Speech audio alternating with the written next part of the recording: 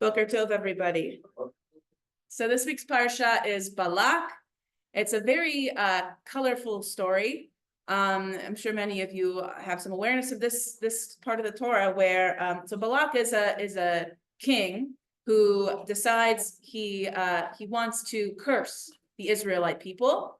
And so he hires Bil'am. He hires a prophet, non-Jewish prophet, to go out and curse the people.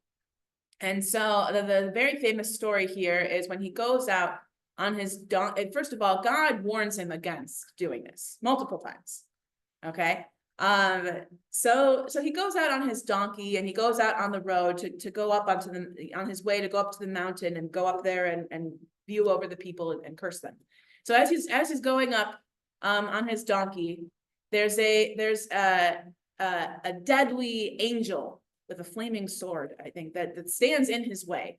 And he doesn't see it, but his donkey sees it. So the donkey stops. And I think 3 times that he tries to, and he beats his donkey.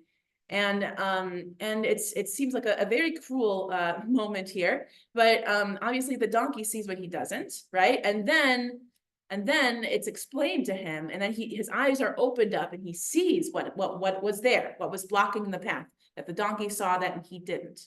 Right. I think it's a very and then the donkey, by the way, also speaks in this portion. The donkey speaks and say, why do you beat me? You know, there was something in the way. Haven't I always, done right by you? Right. The donkey speaks in this portion. That's one of the more colorful things that happens.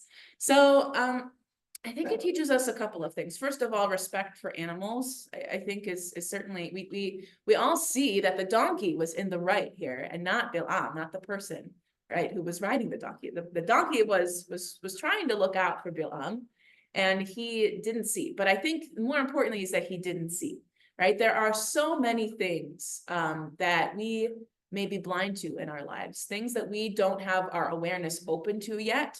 And sometimes when we react, when other people see them and we don't, we can react with rage, we can react, with stubbornness. And it's funny because donkeys are perhaps known for stubbornness, right? Donkeys and mules are known for stubbornness, but here it was the person who was the stubborn one, right? And so it really shows us that sometimes it takes special circumstances to open our eyes to things. We don't always see what's in front of us, right? But we have to have patience in the moments when we don't. When before our eyes are open, we need to, show a little bit of trust, a little bit of faith in those around us, right? He had a relationship with this donkey before, right? This was his donkey, who always had done right by him, and he didn't trust her, right? He didn't have that trust that his donkey wouldn't lead him astray, that maybe the donkey was stopping for a reason. I think there are many moments like this in our lives too.